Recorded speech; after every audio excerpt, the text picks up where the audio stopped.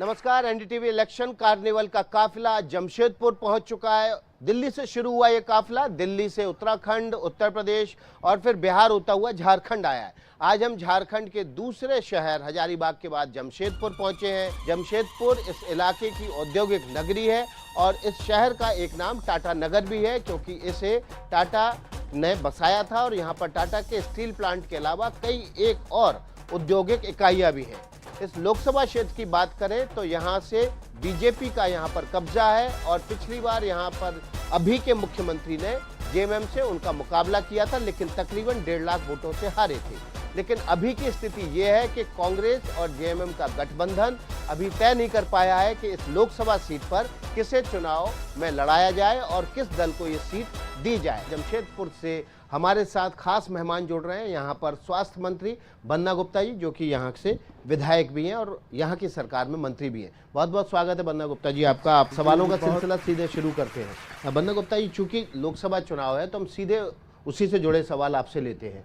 इस बार लोकसभा चुनाव में आपकी यहाँ पर सरकार है, किस तरह से आप बीजेपी को घेरने की तैयारी कर रहे हैं? क्योंकि बीजेपी बहुत ताकतवर हो गई है इस बार। राम मंदिर के शिलान्यास के बाद पूरे देश में एक राम लहर चल रही है और जिसका फायदा पूर्व की तरह बीजेपी को ही मिलता हुआ दिख रहा है।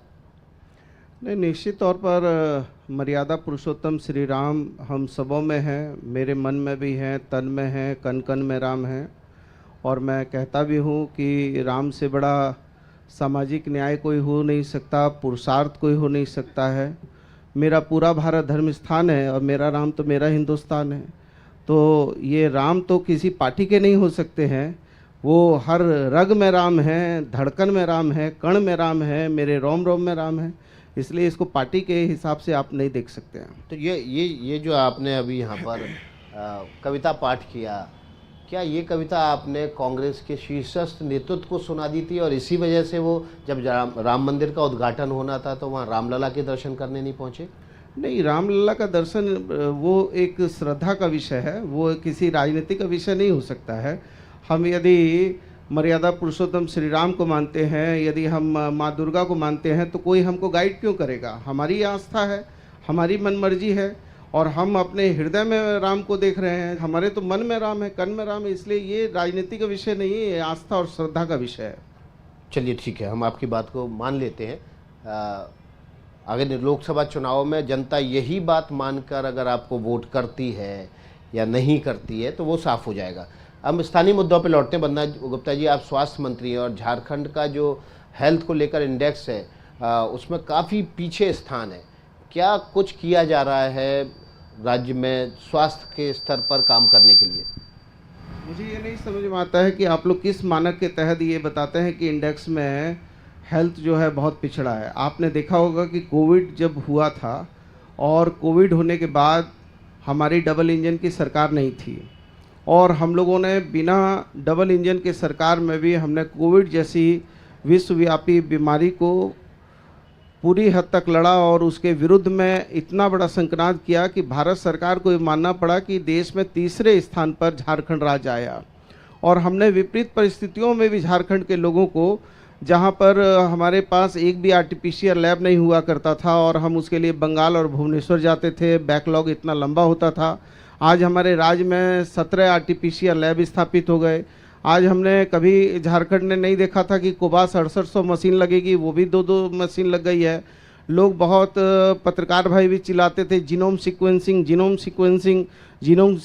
की भी 2-2 मशीन लग गई है। 110 जो है पीएसए प्लांट लग गए हैं। आज हमारे यहाँ जो है 11,356 जो है हमारा जो है ऑक्सीजन युक्त बेड है। हमारे पास जो है 4,000 से ज़्यादा जो है हमारे पास आईसीयू के बेड संरक्षित हैं। तो हम सभी दृष्टिकोण में हम अपने राज्य को विषम और विपरीत परिस्थितियों में भी राज्य की स्वास्थ्य दिशा और दशा को मजबूत करने के लिए वचनबद्ध हैं। लेकिन आपके इसी जमशेदपुर में एमजीएम अस्पताल है, उसकी हालत तो बहुत ही खस्ता है। और ये जो हालत इसलिए खस्ता है, जो स्थानीय लोगों से हमारी बात हुई उन्होंने बताया क्योंकि वहाँ जो काम करने वाले डॉक्टर्स हैं वो प्राइवेट प्रैक्टिस करते हैं, तो फोकस पूरा इस पर होता है कि हॉस्पिटल के बजाय वो प्राइवेट दिखाने आए। नहीं, आपको ये भी नहीं भूलना चाहिए कि हमारा जमशेदपुर शहर बड़ा ही राजनीति के विषय में, ये मैं समझता हूँ कि एक ऐसी कोख है जहाँ से कई मुख्यमंत्री और उप मुख्यमंत्रियों का जन्म हुआ है। यहीं से हमारे आदरणीय अर्जुन मुंडा जी ने मुख्यमंत्री का पदभार ग्रहण किया, यहीं से हमारे रघुवर जी ने भी पदभार ग्रहण करने का काम किया, कोल्हान से जो है मधु कोड़ा जी ने भी पदभार ग्रहण करने का काम किया। और इसके बावजूद भी फुल बहुमत की सरकार, डबल इंजन की सरकार थी रघुवर जी के कार्यकाल में। और उस समय भी एमजीएम की दशा और आज की दशा में जीवन जो है उसमें ज़मीन आसमान का अंतर है। और आज हमने 434 करोड़ रुपया एमजीएम की नई पूरा जो है मल्टी स्पेशलिस्ट उसका अस्पताल बनाने के लिए 434 करोड़ रुपए का काम चालू करवा दिया है। नहीं, लेकिन बन्ना गुप्ता जी, समस्या यहाँ पर ये नहीं है कि आप इंफ्रास्ट्रक्चर खड़ा कर देंगे। इंफ्रास्ट्रक्चर तो खड़ा आज भी है, लेकिन उस इंफ्रास्ट्रक्चर को जो सपोर्ट बेस देते हैं वो नर्सिंग स्टाफ देता है, डॉक्टर्स देते हैं।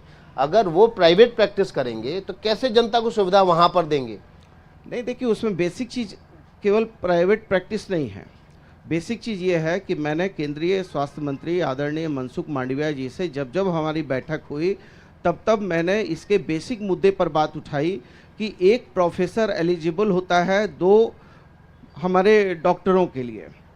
तो हमने उनसे कहा कि आप वो जो एमसीआई का गाइडलाइन है उस गाइडलाइन में उसमें चेंजिंग लाइए और एक प्रोफेसर को अधिकृत करिए। कम से कम 6 हमारे पीजी के स्टूडेंट होंगे, और जब 6 पीजी के स्टूडेंट होंगे तो निश्चित तौर पर जब हमारा स्टूडेंट बढ़ेगा और जो मानक भारत सरकार ने रोक के रखा है 2 पीजी स्टूडेंट 1 प्रोफेसर के लिए, तो हमारे पास फैकल्टी की कमी है। और फैकल्टी की कमी केवल हमारे यहाँ नहीं है, पूरे देश में फैकल्टी की कमी है। फिर भी हम विपरीत परिस्थितियों में भी हम हमारे 24 जिले के उपायुक्तों को कहा है कि आप डीएमएफटी फंड से ले लो, और हमने ये कहा है। लेकिन डॉक्टर एक ऐसी चीज़ है जिसको आप लाठी मारकर या उसके साथ बहुत टेढ़ा बोलकर नहीं कर सकते हैं, क्योंकि हम चिकित्सक को भगवान के दूसरे रूप में पूजते हैं, मानते हैं। इसलिए उसके साथ प्रेम, व्यवहार और उसके अपनत्व के साथ हम आगे बढ़ रहे हैं। एक और स्थानीय मुद्दा है आपके यहाँ फ्लाईओवर का। एक फ्लाईओवर है, मुझे बताया गया है यहाँ पर, वो पिछले कई सालों में उसका बार-बार शिलान्यास होता है, और अभी चुनाव की आचार संहिता लगने के कुछ दिन पहले एक बार और शिलान्यास किया गया आपके द्वारा। क्या ये फ्लाईओवर शिलान्यास में ही तस्वीरों में छपता रहेगा, दिखता रहेगा, या कभी जनता इस पे दौड़ पाएगी, ऊपर चढ़ पाएगी? आपने केवल जो है किसी तस्वीर का एक पहलू देखा है। आप जैसे विद्वान पत्रकारों को इसके लिए भी जरूर सोचना चाहिए कि कभी कभी समाचार पत्रों में छपता है कि तार गिरा और 4 भैंस मर गई, लेकिन वो किसकी गलती से मरी, ये आलोचना समालोचना ही प्रेस का काम है। प्रेस का काम केवल आलोचना नहीं है, प्रेस का काम समालोचना भी है। तो आपको ये भी जरूर जानना चाहिए था कि यहाँ जो 3 मुख्यमंत्री हुए उनके समय में भी वही मानगो पुल था और वही जाम लगता था। उन्होंने कभी इस विषय में सोचा भी नहीं कि फ्लाईओवर बनना चाहिए। ये तो मैं जब विधायक बना हूँ, मैंने लग के फ्लाईओवर का जो है निर्माण करने के लिए रात दिन प्रयास किया, और 471 करोड़ रुपया हमने अपने सरकार का लगाकर फ्लाईओवर किसी ये पूर्व की सरकार ने नहीं किया था।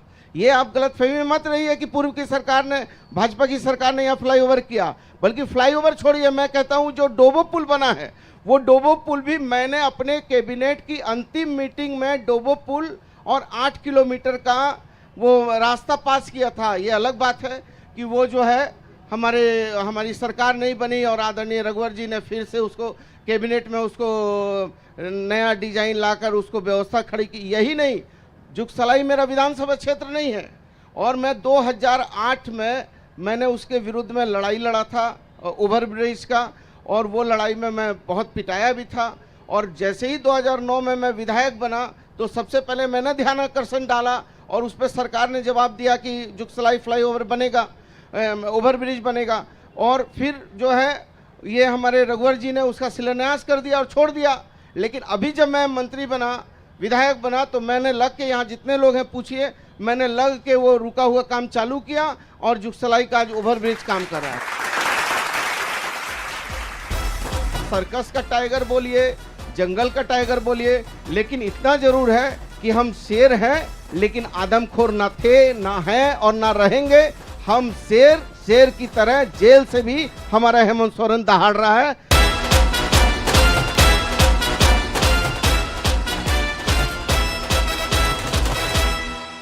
बन्ना गुप्ता जी, आप तो बड़े प्रगतिशील विधायक और मंत्री के तौर पर गिने जाते हैं, युवा पीढ़ी को आप बड़े आकर्षक लगते हैं।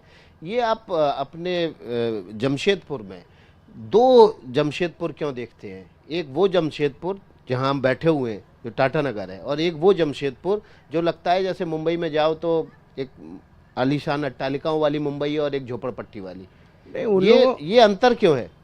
उन लोगों से पूछिए जिन लोगों ने 86 बस्ती के नाम पर बहुत लंबे दिन तक लड्डू खाए, अबीर गुलाल उड़ाए हैं। साफ सफाई आप करवा दे तो आधा काम हो जाएगा। नहीं, लेकिन मैं तो पक्षधर हूँ कि अभी मैं पक्षधर हूँ ग्रेटर जमशेदपुर बनाने के लिए। मैं तो इस बात से सहमत हूँ कि घाटशिला को भी जोड़ा जाए, चांडिल को भी जोड़ा जाए और सरायकेला को भी जोड़कर ये जमशेदपुर ग्रेटर जमशेदपुर बने, तब इस जमशेदपुर का डेवलपमेंट होगा। तो हमारी सोच जो है वो बहुत ब्रॉड सोच है।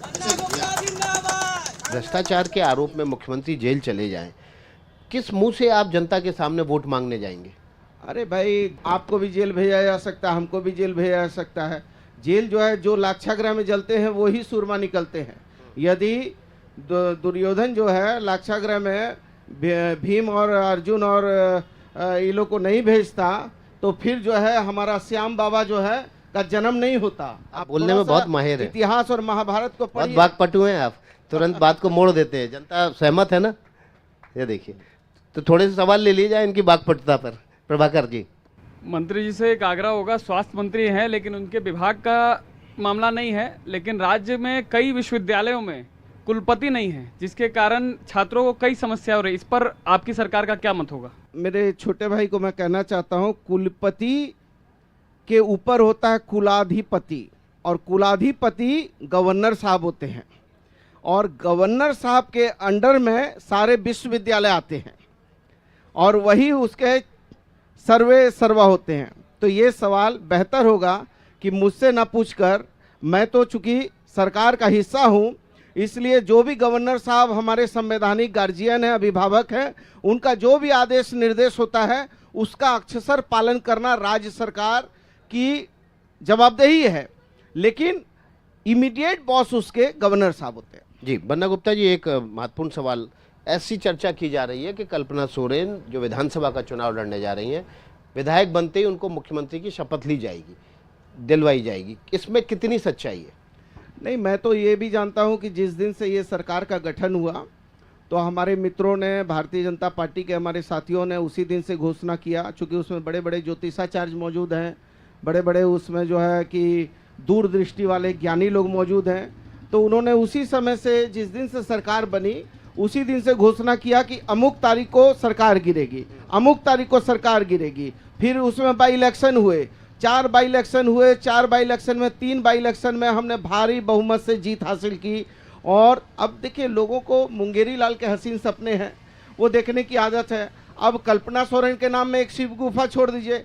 अरे भाई, वो तय करना हमारी पार्टी, गठबंधन और हमारे दल के लोगों के बीच का ये साझा नेतृत्व तय करेगा कि आने वाले समय में झारखंड की, हमारे गठबंधन की दिशा दशा क्या होगी। एक आखिरी सवाल आपसे लूंगा, ये कहा जाता है इस इलाके के टाइगर हैं चंपई सोरेन, लेकिन अब राजनीतिक गलियारों में ये कहा जा रहा है कि कल्पना सोरेन ने उन्हें सर्कस का टाइगर बना दिया है। नहीं, देखिए, अब कहने के लिए, देखिए, राजनीति में लोग अभिव्यक्ति की आज़ादी को कोई छीन नहीं सकता। अभी हमारे छोटे भाई ने सवाल किया, मैं उसके अधिकार को तो नहीं छीन सकता हूं। तो अभिव्यक्ति की आज़ादी है, लोकतंत्र है, लोकतंत्र में हर आदमी को अभिव्यक्ति की आज़ादी है।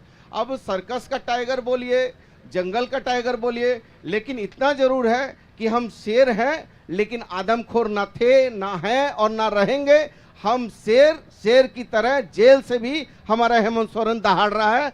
पूरे धैर्य के साथ इस लोकतंत्र को बचाएंगे भी और इस लोकतंत्र को आगे भविष्य में चलाएंगे भी। चलिए, बहुत बहुत शुक्रिया आपका बन्ना गुप्ता जी, बहुत दिलचस्प बातचीत रही इनके साथ।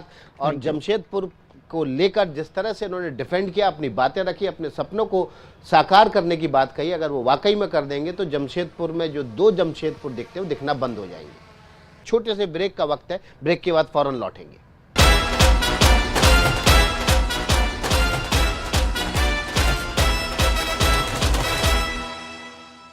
हमारा काफिला जमशेदपुर में है। यहाँ पर हमारे साथ कांग्रेस बीजेपी के लीडर्स होंगे, उनके साथ मुद्दों की बातचीत करेंगे और जनता जनार्दन भी होगी, जिनके साथ बातचीत करने के लिए हमारे सहयोगी प्रभाकर यहाँ पर मौजूद है और जनता से सीधे सवाल भी लिए जाएंगे। तो हम सबसे पहले यहाँ पर आमंत्रित करते हैं कांग्रेस के पूर्व जिलाध्यक्ष रविंद्र झा को, वे मंच पर आएं, अपना आसन ग्रहण करें और सवाल जवाब का सिलसिला उसके बाद हम शुरू करेंगे। रविंद्र झा जी के बाद हम आमंत्रित करेंगे बीजेपी के अभी के जिलाध्यक्ष सुधांशु ओझा जी को, वे भी मंच पर आएं और अपना आसन ग्रहण करें ताकि हम बातचीत के सिलसिले को आगे बढ़ा सकें।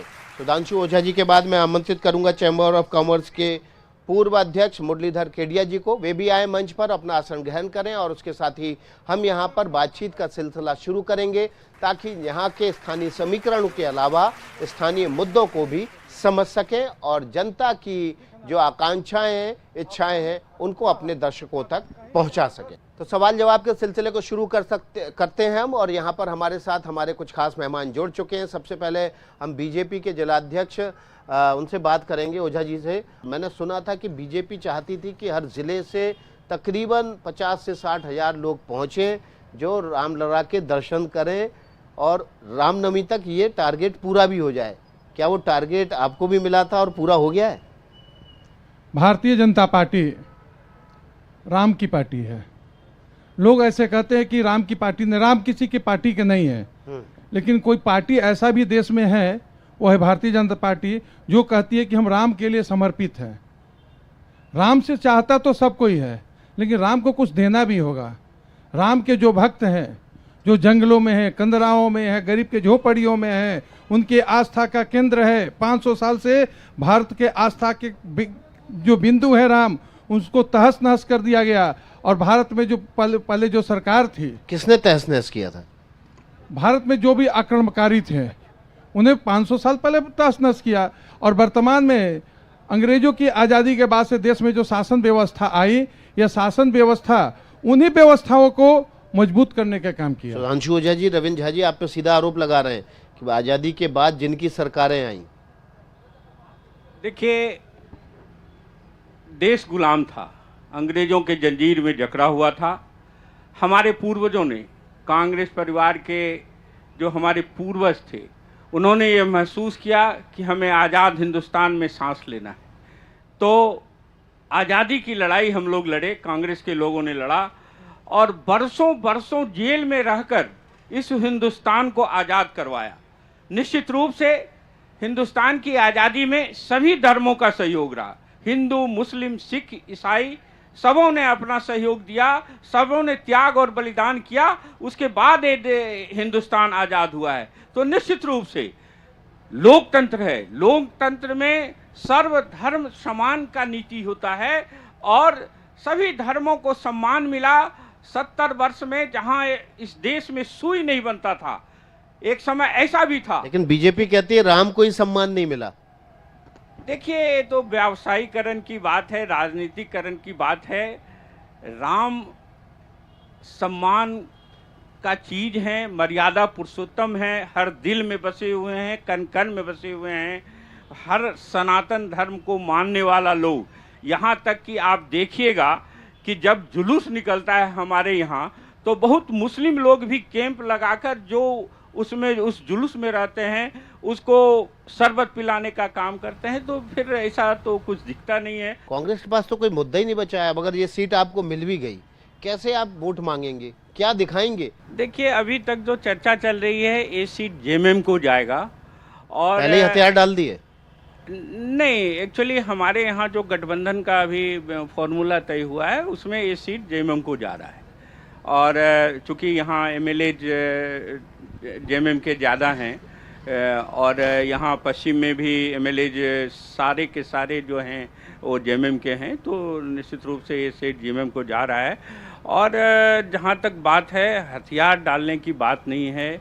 कांग्रेसी के कभी हथियार नहीं डालते, कांग्रेस लड़ते हैं और वही लड़ने वोट के बदौलत किस मुद्दे पे वोट मांगेंगे कि जेएमएम और आप दोनों को मिलके वोट मांगना है यहाँ पर? क्या आप इस मुद्दे पे वोट मांगेंगे कि आपका मुख्यमंत्री जेल चला गया भ्रष्टाचार के आरोप में? हमारा ईमानदार मुख्यमंत्री, सिर्फ और सिर्फ उनका गलती वही था कि भाजपा के सामने झुके नहीं, भारतीय जनता पार्टी से समझौता नहीं किए, इसलिए वो जेल में है। सरकारी जमीन को कागजों में हेरफेर करके अपने नाम कराना ईमानदारी है? मेरे नाम भी करा दीजिए। भैया, हिंदुस्तान का कानून है, आप भी पढ़े लिखे लोग हैं, हम भी लॉ ग्रेजुएट हैं। हिंदुस्तान का कानून है कि किसी के अगेंस्ट में आप कंप्लेन कर दीजिए, केस तो हो जाता है।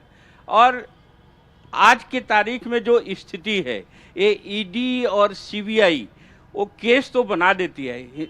हेमंत सोरेन एकदम निर्दोष हैं, उनका कोई दोष नहीं है, और हेमंत सोरेन निर्दोष हैं, ये इस बार के चुनाव में यहाँ की जनता फैसला करेगी। और निश्चित रूप से हमारा जो जेएमएम का कैंडिडेट होगा जमशेदपुर में और पश्चिम सिंहभूम में, वो जीतेगा जीतेगा जीतेगा। चलिए पूछ लेते हैं, चैम्बर ऑफ कॉमर्स के पूर्व अध्यक्ष हमारे साथ केडिया जी हैं। केडिया जी, क्या यहाँ पर भ्रष्टाचार एक मुद्दा है चुनाव में, उस पर वोट गिरेगा या नहीं गिरेगा?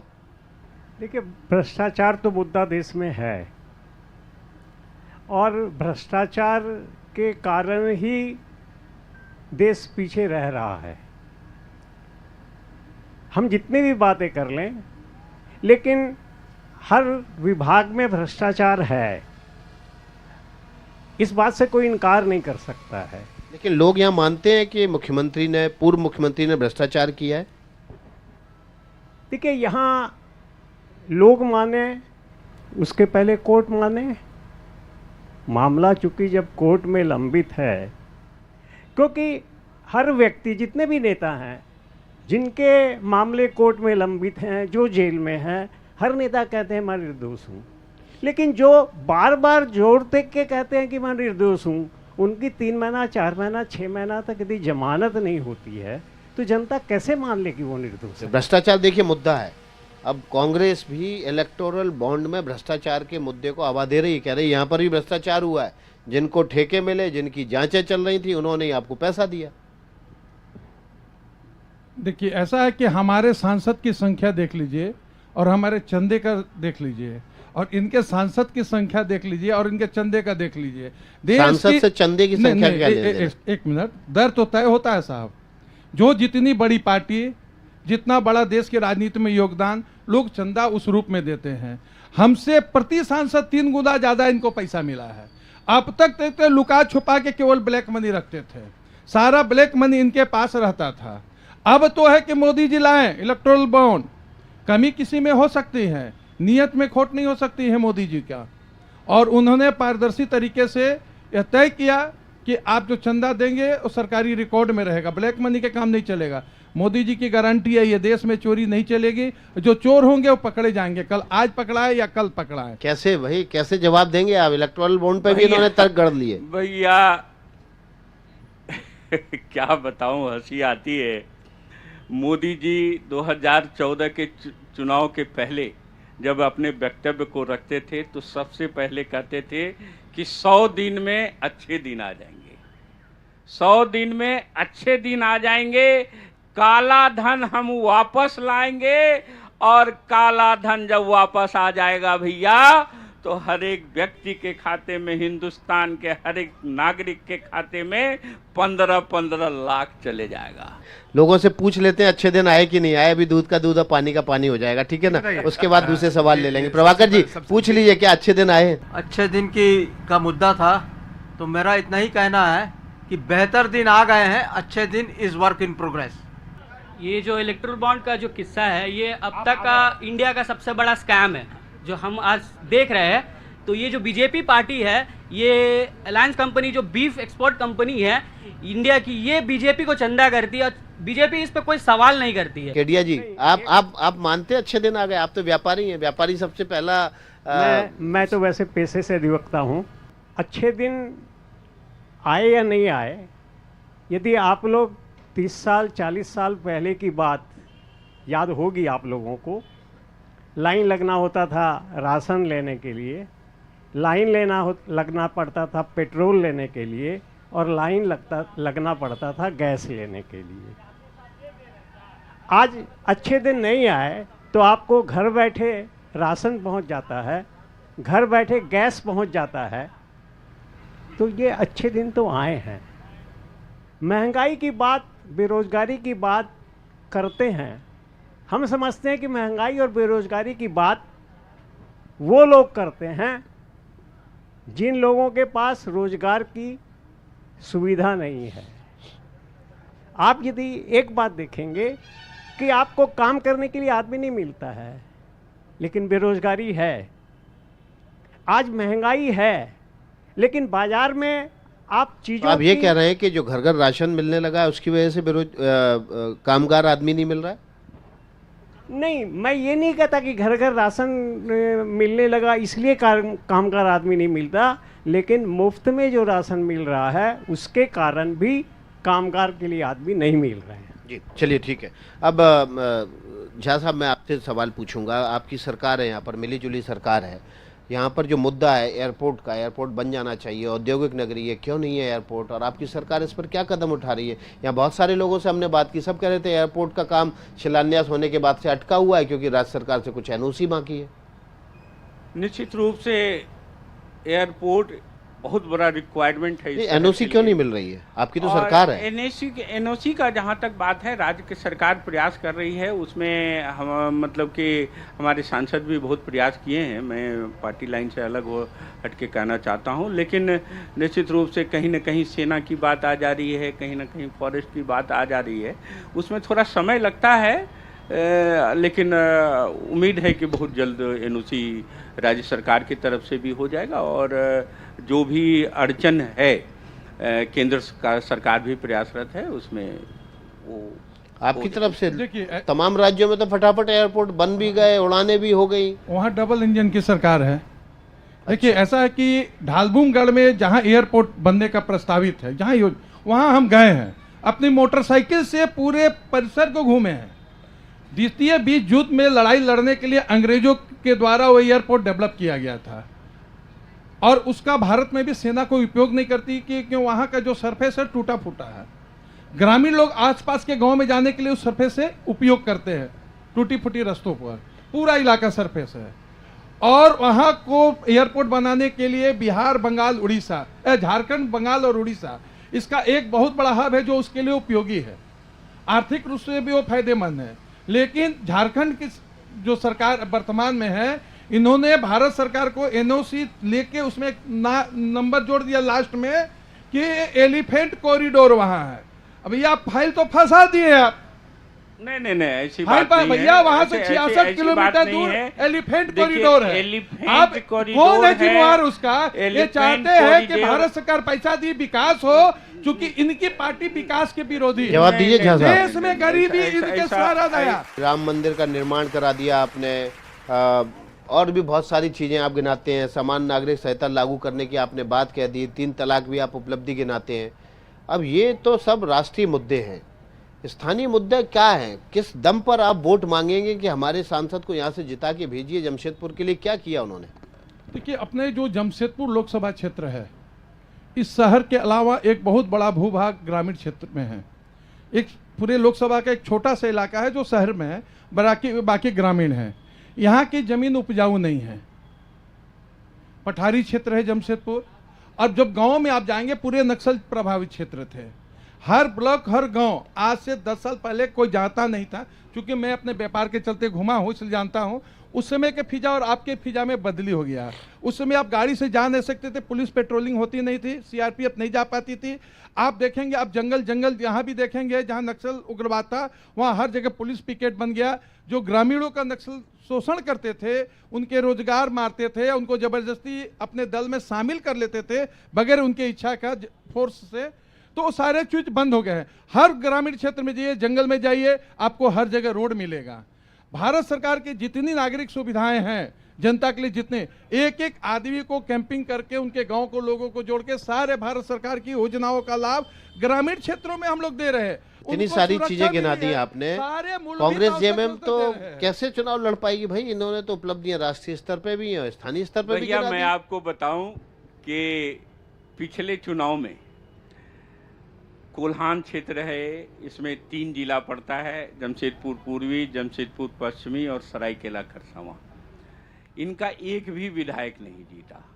एक भारतीय जनता पार्टी बैकग्राउंड के विधायक जीते, वो इन्हीं के मुख्यमंत्री को हरा के जीते, वो निर्दलीय हो गए और इनके मुख्यमंत्री को हरा के जीते, बाकी एक भी विधायक इनका नहीं है। तो उस स्थिति में हम दावा करते हैं कि इस बार भी जनता का मानसिकता वही रहेगा और जनमत हमारे साथ है। हमारे जो भी कैंडिडेट होंगे, वो जेएमएम के कैंडिडेट हो, कांग्रेस का कैंडिडेट हो, जीत निश्चित है, निश्चित है। जनता के पास चलते हैं, भैया, जनता जहाँ से समझ तक- लेते हैं। जहाँ तक बात है, जी प्रभाकर, जनता से बात सवाल ले लीजिए। मेरा सभी दलों से है कि जमशेदपुर में सबसे ज्यादा एक तो प्रॉब्लम हो गया पोल्यूशन का, जो काली माटी से लेके कोई भी दल इसके बाद सत्ता में आने के बाद इस पर उठाता नहीं है। प्रदूषण का सवाल है। आम नागरिक क्या कह रहा है कि प्रदूषण बढ़ता जा रहा है काली माटी के क्षेत्र में, पूरे इलाके में, कैसे हल करेंगे? इस पे क्यों नहीं गंभीर है आप लोग? ठीक, ऐसा है, आप जो बोले प्रश्न एकदम सामयिक प्रश्न है। आप ये जमशेदपुर एक बड़ा शहर है, इसमें 5 नगर निगम है, छोटे बड़े, जमशेदपुर, मानगो, जुगसलाई, आदित्यपुर और कपाली। आप इनके कचरा उठा के फेंक के एक जगह डिस्पोजल करने का जगह नहीं है। क्यों नहीं है? जहां लेने जाइए। आपकी सरकार थी तब क्यों नहीं व्यवस्था बनवाई? मेरी बात समझिए आप, हमारी सरकार थी उस समय से प्रयास कर रहे हैं। अभी आपका पोल खुलेगा भैया, आपके दल का पोल खुलेगा, 5 जगह है। अभी क्या हो रहा है, जहां सरकार की योजनाएं जा रहे हैं वहां ग्रामीण को भड़का के योजना पूरा नहीं होने देते हैं। पूरे वर्ल्ड लेवल की टाटा स्टील है, टाटा स्टील के लिए कहीं जमीन नहीं मिल रहा है, ये लोग ग्रामीण क्षेत्र में डिस्टर्ब करके रखे हैं। पूरा झारखंड को बर्बाद करने वाले ले झामुमो के साथ कांग्रेस की जो साहब, बड़ा आरोप लग रहा है आपके ऊपर। आप देखिए, जमशेदपुर शहर टाटा स्टील इतने मजबूर है कि अपने पुराने क्वार्टरों को तोड़ के बाउंड्री करके टाउन फॉरेस्ट करके स्कीम लगा के कर रही कि ताकि पोल्यूशन रुके। आज 40 मिलियन टन जा रहा है, उसके लिए जगह कौन देगा? जितने भी झारखंड की भाजपा की सरकार ने एमयू किया, सारे पे लोग रोक लगा के रखे और लोकल ये लोग आंदोलन करवाते हैं ताकि जवाब देने दीजिए, जवाब देने दीजिए ओझा जी, जवाब देने दीजिए, इनका वोट बैंक जवाब देने दीजिए, जवाब देने दीजिए ओझा जी, ओझा जी जवाब देने। एकदम झूठ। क्या साहब, मैं आपको बता देना चाहता हूं, टाटा स्टील बहुत प्रयासरत है पोल्यूशन को खत्म करने के लिए। उसके लिए आप देखिए ग्रीनरीज कितना है इस शहर में, हर जगह आपको प्लांट मिलेगा, प्लांटेशन का काम होते हुए दिखेगा। जहां तक ग्रामीण क्षेत्र की बात है, यहाँ आप हवाई जहाज ये आरोप लगा रहे हैं कि टाटा स्टील को जगह नहीं लेने दे रहे, आप ग्रामीणों को भड़का देते हैं। नहीं, औद्योगिक नगरी को चौपट कर देंगे ऐसे। झूठा चीज है, कहीं इसमें कोई सच्चाई नहीं है। इनको हर जगह कहाँ भड़काया आप बताइए जरा, यहाँ तक गांव का कि- नाम बताइए ओझा जी। में भड़काए है, गोविंदपुर के आगे नहीं, भड़काए है, कहीं सब जगह योजनाएं बंद पड़ी हुई है। 4 हर साल से जगह इनकी सरकार है, प्लांटेशन हो रहा अभी भी है, हर क्लियर जगह करके जंगल नहीं का दिए। काम हो इनका रहा काम है, देखिए, कहीं जब कहीं तक कहीं झारखंड में एकदम बेरोजगारी, झूठ, भ्रष्टाचार, एकदम झूठ। भैया जवाब मिल गया आपको? एकदम प्रदूषण क्यों नहीं कम हो रहा है? लड़ रहे हैं आपस में, एकदम जवाब मिल गया ना आपको? बहुत बहुत लिस्ट शुक्रिया आप कंपनी है। तीनों का इस बहस में, चर्चा में हिस्सा लेने के लिए। जमशेदपुर से आप देख रहे थे ये गर्मा गर्म बहस। अभी छोटे से ब्रेक का वक्त है, ब्रेक के बाद फौरन लौटेंगे।